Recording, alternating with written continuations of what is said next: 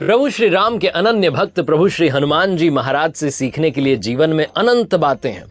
अगर आप सिर्फ सुंदर कांड से भी सीख लें तो जीवन जीने का उत्तम तरीका आप सीख सकते हैं। बस आपको अपनी दृष्टि सीखने की रखनी होगी। वो कहते हैं कि दुनिया रचने वाले को भगवान कहते हैं और संकट हरने वाले को श्री हनुमान कहते हैं। आइए बात करते हैं लर्निंग्स फ्रॉम सुंदरकांड, क्योंकि सीखोगे नहीं तो जीतोगे कैसे। मैं हूं आपके साथ आरजे कार्तिक। सुंदरकांड का प्रारंभ होता है जब जामवंत जी हनुमान जी को जो भूली हुई शक्तियां थी उनका एहसास कराते हैं, अनुभव कराते हैं। सीखने वाली बात यह कि हम सभी के अंदर कुछ छिपे हुए गुण हैं जिन्हें हम पहचान लें तो जीवन बदल सकते हैं। हम सभी के पास में जामवंत जी की तरह एक साथी होना चाहिए, और अगर वो साथी है तो उन्हें महत्व देना चाहिए, क्योंकि वो हमारी छिपी हुई क्षमताओं को पहचानने में और उन्हें बढ़ावा देने में मदद करते हैं। अब आगे बढ़ते हैं। सुंदरकांड में मैनाक पर्वत की बात आती है। श्री हनुमान जी को लंका की यात्रा के दौरान विश्राम करने में मदद करता है, लेकिन प्रभु श्री हनुमान जी विनम्रता से मदद की घोषणा कर देते हैं। जल निधि रघुपति दूत बेचारी तय मैनाक होई श्रमहारी। समुद्र जी ने उन्हें श्री रघुनाथ जी का दूत समझ करके मैनाक पर्वत से कहा कि हे मैनाक, आप इनकी थकावट दूर करने वाले बनो, इन्हें अपने ऊपर विश्राम करने दो। हनुमान ते ही परसाकर पुनि कीन्ह प्रणाम, राम काजु कीन्हे बिनु मोहि कहाँ विश्राम। हनुमान जी ने उसे हाथ से छू दिया, फिर प्रणाम करके कहा कि हे भाई, श्री रामचंद्र जी का काम किए बिना मुझे विश्राम कहाँ।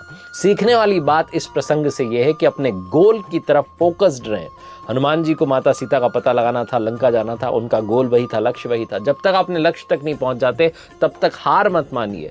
कभी कभी अपने लक्ष्यों को छोड़ने के लिए जो बीच में प्रलोभन आते हैं उनको आपको छोड़ना होगा। और कहने का मतलब ये है कि विनम्रता के साथ, अगर आपको ना भी कहना है तो विनम्रता के साथ कहिए। प्रस्ताव को जब आप ठुकरा रहे हैं तो किसी की भावनाओं को आहत करने की आवश्यकता नहीं है। इसीलिए बहुत विनम्रता के साथ हनुमान जी ने क्षमा मांगी और कहा कि जब तक राम जी का काम ना हो जाए विश्राम नहीं कर सकता। अब बात करते हैं सुरसा की, जो श्री हनुमान जी के रास्ते में आती है और भोजन के रूप में उन्हें खाना चाहती है। श्री हनुमान जी कहते हैं कि मुझे जाने दीजिए, अनुरोध करते हैं। उसके बाद वो अपना मुंह खोलती है कि आपको मेरे मुंह में प्रवेश करना पड़ेगा। तो मुंह बढ़ाती चली जाती है, हनुमान जी आकार बढ़ाते चले जाते हैं, फिर एकदम से लघु रूप करते हैं, मुंह में प्रवेश करते हैं, जल्दी से बाहर आ जाते हैं। सिर्फ भौतिक शक्ति, सिर्फ शारीरिक शक्ति हर समय काम नहीं आती। कई बार बुद्धि की शक्ति का प्रयोग करना पड़ता है, बल और बुद्धि का संतुलन बनाना पड़ता है। यही इस प्रसंग से सीखने को मिलता है। जब आवश्यकता पड़े तभी आप शक्तियों का इस्तेमाल करें, और याद रखें कि अपने शब्दों का सम्मान कीजिए, उन शब्दों के प्रति वफादार बने रहिए। सुंदरकांड में आगे बढ़ते हैं और लंका की बात करते हैं, जहां जब श्री हनुमान जी पहुंच जाते हैं तो एक पर्वत पर रुकते हैं। उस लंका शहर को ध्यान से देखते हैं, विश्लेषण करते हैं, और रात में बहुत छोटे रूप में शहर में प्रवेश करने का वो डिसीजन लेते हैं। पुर रखवारे देखी बहु कपि मन कीन विचार, अति लघु रूप धरो निसी नगर करो पैसार। नगर के जो रखवाले थे उनको देख करके हनुमान जी मन में विचार करते कि बहुत छोटा रूप धरता हूं और रात के समय नगर में प्रवेश करता हूं। हमेशा अपनी प्रॉब्लम को समझिए, एनालाइज कीजिए, फिर एक प्लानिंग आपको बनानी चाहिए। ये प्रसंग हमें सिखाता है। लंकिनी की बात करता हूं, जो श्री हनुमान जी को छोटे रूप में भी देख लेती है और उन्हें शहर में जाने से रोकती है। तो हनुमान जी उसे एक मुट्ठी से मारते हैं और फिर शहर में चले जाते हैं। मसक समान रूप कपि धरी, लंका ही चलेओ सुमिरी नरहरि, नाम लंकिनी एक निशिचरी, सो कह चले सी मोहि निंदरी। हनुमान जी मच्छर के समान छोटा सा रूप धारण करते हैं और नर रूप से लीला करने वाले भगवान श्री रामचंद्र जी का स्मरण करके लंका को चलते हैं। लेकिन लंका के द्वार पर वो लंकिनी नाम की राक्षसी जो थी वो रहती थी, और उसने कहा कि मेरा निरादर कर, यानी कि मुझसे बिना पूछे कहाँ जा रहे हो। जाने ही नहीं मरमू सठ मोरा, मोर आहार जहां लगी चोरा, मुठी का एक महाकपि हनी, रुधिर बमत धरनी ढनमनी। हे मूर्ख, तूने मेरा भेद नहीं जाना, और जहां तक जितने चोर हैं वो सब मेरे आहार हैं। तो महाकवि हनुमान जी उसे घूंसा मारते हैं, जिससे वो खून की उल्टी करती हुई पृथ्वी पर लुढ़क पड़ती है। आपका काम स्थिति के आधार पर होना चाहिए, अपनी शक्ति का दुरुपयोग नहीं करना चाहिए। हनुमान जी चाहते तो उसका वध भी कर सकते थे, लेकिन सिर्फ एक मुक्का मार के, एक मुट्ठी मार करके ही उसको धराशायी कर दिया। लंका नगरी में जब प्रवेश करते हैं श्री हनुमान जी तो एक और प्रसंग आता है कि एक महल में वो तुलसी का पवित्र पौधा देखते हैं, श्री राम जी के धनुष और तीर के निशान वाला एक छोटा सा मंदिर देखते हैं, और फिर विभीषण जी के घर पर पहुंचते हैं। तो सुंदरकांड में कहा गया है कि रामायुध अंकित गृह, शोभा बरनी न जाई, नव तुलसिका वृंद तह, देखी हर्ष कपिराई। वो महल जो श्री राम जी के आयुध धनुष बाण के चिन्हों से अंकित था, उसकी शोभा वर्णित नहीं की जा सकती। नवीन नवीन तुलसी के वृक्ष समूहों को देखकर के कपिराज श्री हनुमान जी हर्षित होते हैं। इस प्रसंग से सीखिए कि छोटे से छोटे विवरण पर भी, छोटी से छोटी डिटेल पर भी ध्यान देना चाहिए और तार्किक रूप से जीवन में सोचना चाहिए। आगे प्रसंग आता है कि विभीषण जी समझाते हैं कि वो प्रभु से प्रेम करते हैं, उनका अनुसरण करते हैं, चाहे वो राक्षसों के बीच में रहते हो, लेकिन एक जीभ जैसे दांतों से घिरी हुई रहती है, वैसे ही वो राक्षसों के बीच में रहते हुए भी प्रभु का जो है स्मरण करते रहते हैं। सुनहु पवन सुत रहनी हमारी, जिमि दस ननी महु जीभ बेचारी, तात कबहू मोहि जानी अनाथा, करी हहीं कृपा भानुकुल नाथा। विभीषण जी कहते हैं सुंदरकांड में कि हे पवन पुत्र मेरी रहनी सुनिए, मैं यहाँ वैसे ही रहता हूँ जैसे दांतों के बीच में बेचारी जीभ रहती है। हे तात, मुझे अनाथ जानकर क्या सूर्य कुल के नाथ श्री रामचंद्र जी कभी मुझ पर कृपा करेंगे। ये जो प्रसंग है हमें बताता है कि श्री हनुमान जी महाराज जो हैं वो विभीषण जी से मिलते हैं तो सारी बात को समझते हैं, छोटी छोटी जो डिटेल जिसके बारे में मैंने कहा कि बहुत बारीक जो है विवरण उसको समझते हैं। और फिर जब विभीषण जी से भेंट होती है तो बातचीत के दौरान ही ये पता कर लेते हैं कि कहीं ये मुझे गुमराह तो नहीं कर रहे हैं, कहीं कोई झूठ तो नहीं बोल रहे। तो सारी बात वो समझ जाते हैं कि इनकी जो है प्रभु के चरणों में अनन्य भक्ति है मेरी तरह ही। फिर वो पूछते हैं कि सीता जी कहाँ हैं, माता सीता को जो है मैं ढूंढते हुए आया हूँ। तो बता देते हैं कि आप जाइए अशोक वाटिका में। और उसके बाद जब वो अशोक वाटिका में पहुँच जाते हैं हनुमान जी महाराज, तो फिर एक प्रसंग आता है। श्री हनुमान जी महाराज अशोक वाटिका में पहुंच जाते हैं, माता सीता का ध्यान पूर्वक दर्शन करते हैं, एक पेड़ पर बैठ जाते हैं, भगवान श्री राम जी की स्तुति करते हैं और फिर माता सीता जी के सामने भगवान श्री राम की जो मुद्रिका थी, अंगूठी थी, उसे गिरा देते हैं। कपि करी हृदय विचार, दीन ही मुद्रिका डारी तब, जनु अशोक अंगार दीन, हर्षी उठी कर गहेऊ। तब हनुमान जी हृदय में विचार कर माता सीता जी के सामने अंगूठी डाल देते हैं, मानो अशोक ने अंगारा दे दिया। ये समझकर कि सीता जी ने हर्षित होकर के उसे हाथ में ले लिया।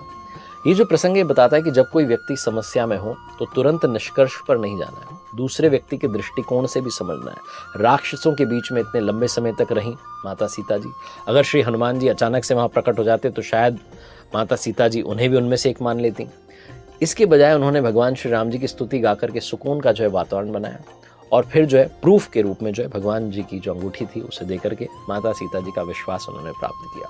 आगे प्रसंग आता है कि जब माता सीता जी को कहते हैं कि प्रभु श्री राम आने वाले हैं और बहुत जल्दी जो है युद्ध शुरू होगा, उन्होंने मुझे दूत बना करके यहाँ भेजा है। जब माता सीता जी सारी बात समझ जाती हैं तो उसके बाद हनुमान जी कहते हैं कि मुझे भूख लगी, मैं थोड़ा भोजन कर लेता हूँ। तो वहीं पर वो फल जो है तोड़ने लगते हैं अशोक वाटिका में।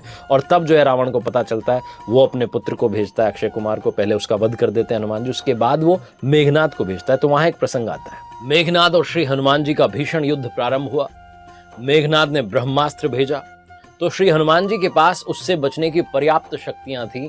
भगवान ब्रह्मा जी से वरदान के बावजूद श्री हनुमान जी ब्रह्मास्त्र के सामने झुक गए। ब्रह्म अस्त्र ते ही सांधा, कपि मन कीन्ह विचार, जौन ब्रह्म सर मानव, महिमा मिटई अपार। अंत में जब मेघनाद ने, जब उसे ला कुछ नहीं हो सकता, तो ब्रह्मास्त्र का संधान किया, प्रयोग किया। तब श्री हनुमान जी ने मन में विचार किया कि यदि ब्रह्मास्त्र को नहीं मानूंगा तो उसकी अपार महिमा मिट जाएगी। सीखने वाली बात यह है कि दूसरों की शक्तियों का, ज्ञान का सम्मान कीजिए। आपके द्वारा जो प्राप्त किया गया ज्ञान है, शक्तियां हैं, स्थिति है, उसके बावजूद विनम्र बने रहिए और कभी भी दूसरों को नीचा दिखा करके अपनी शक्ति जो है, अपनी स्थिति दिखाने की आवश्यकता नहीं है। सार ये निकलता है कि विनम्र बन जाइए, ये भी बहुत आवश्यक है। अब आगे बढ़ते हैं और बात करते हैं श्री हनुमान जी को जब जो है रावण की सभा में ले जाया गया और रावण ने श्री हनुमान जी का अपमान करने का प्रयास किया। कहा कि इस जो बंदर है इसकी पूंछ को आग लगा दी जाए, इसकी पूंछ को जला दिया जाए, ताकि जब ये बिना पूंछ के वहां जाएगा राम जी के पास में तो सब इसकी जो है हंसी उड़ाएंगे, इसको समझ में आ जाएगा कि ये कहाँ है था। लेकिन उसको मालूम नहीं था रावण को कि श्री हनुमान जी के अपमान का फल ये हुआ कि उन्होंने सारे नगर को अनाथ के नगर की तरह जला दिया। हनुमान जी ने एक क्षण में सारे नगर को जला दिया, सिर्फ विभीषण जी का घर नहीं जलाया। ताकर दूत अनल जेहि सिरजा, जरा न सोते ही कारण गिरिजा, उलटी पलटी लंका सब जारी, कूदी परा पुनी सिंधु मझारी। महादेव जी कहते हैं कि पार्वती जी जिन्होंने अग्नि को बनाया, हनुमान जी तो उन्हीं के दूत हैं, इसी कारण से वो अग्नि से नहीं जले। हनुमान जी ने उलट पलट करके एक ओर से दूसरी ओर तक सारी लंका जला दी, फिर वो समुद्र में कूद पड़े। पूंछ बुझाई खोई श्रम, धरी लघु रूप बहोरी, जनक सुता के आगे ठाड़ भयउ कर जोरी। पूंछ बुझा करके, थकावट दूर करके, फिर छोटा सा रूप धारण करके हनुमान जी श्री जानकी जी के सामने हाथ जोड़ करके खड़े हो गए और कहा कि मातु मोहि दीजे कछु चीन्हा, जैसे रघुनायक मोहि दीन्हा, चूड़ा मणि उतारी तब दयऊ, हर्ष समेत पवन सुत लयो। हनुमान जी ने कहा, माता जी मुझे कोई ऐसा चिन्ह दीजिए, पहचान दीजिए जैसे श्री रघुनाथ जी ने मुझे दिया था। तब सीता जी ने जो है चूड़ामणि उतार करके दी।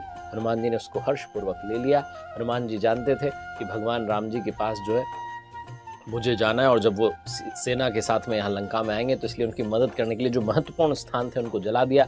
सारी लंका का नक्शा जो है, सारा मैप जो है अपने दिमाग में समझ लिया और उसे सेव कर लिया। कहने का सार ये है कि श्री हनुमान जी ने जो लंका जलाई, इस प्रसंग में भी बहुत बड़ी सीख छुपी हुई है कि सावधानी से सारी जो इन्होंने स्टडी कर ली थी, प्लानिंग कर ली थी कि जब आएंगे तो किस तरीके से युद्ध लड़ना है। किसी भी काम को पूरा करने के लिए अंतिम क्षण तक भी प्रतीक्षा नहीं करनी चाहिए। अब आप बढ़ते हैं आगे इस प्रसंग में। सुंदरकांड में श्री हनुमान जी जब भगवान राम जी द्वारा सौंपे गए कार्य को पूरा करके वापस आए और सीता जी का संदेश दिया, चूड़ामणि दी, तब भगवान राम जी अपने अनुकरणीय कार्य के लिए, जो बेहतरीन कार्य किया, श्री हनुमान जी को उन्होंने पुरस्कृत किया। तो श्री हनुमान जी ने कहा कि प्रभु, ये सारा कार्य मैं इसलिए कर पाया क्योंकि आपके श्री चरण कमल जो है उनको मैंने अपने मस्तिष्क में रखा हुआ था, अपने दिमाग में रखा हुआ था, और आप ही की कृपा के कारण जो है ये सारा कार्य सफल हुआ। इस प्रसंग का सार ये समझाता है कि सर्वशक्तिमान में विश्वास बनाए रखिए, विनम्र रहिए। मैंने किया था इस पर ध्यान मत दीजिए, बल्कि ये कहिए कि जो भी हो रहा है उनकी कृपा से हो रहा है। जब आप दूसरों का भला करेंगे तो उन्हें जो है आपको बार बार याद दिलाने की आवश्यकता नहीं है, वो खुद आपके बारे में याद रखेंगे। तो कहने का सार ये है कि आप सिर्फ और सिर्फ सर्वशक्तिमान में भरोसा बनाए रखिए, अच्छे कार्य करते चले जाइए। सुंदरकांड से सीखने के लिए अनंत बातें, उसमें से कुछ बातें इस वीडियो में मैंने आप तक पहुंचाने का प्रयास किया। एक बार फिर से वही बात, श्री हनुमान जी की कृपा से, श्री राम जी की कृपा से कर दिखाओ खुद जैसा कि दुनिया करना चाहे आपके जैसा। देखते रहिए हर सोमवार सुबह 9:30 बजे मेरे साथ एक नई कहानी, हर शुक्रवार सुबह 9:30 बजे लर्निंग सीरीज का एक नया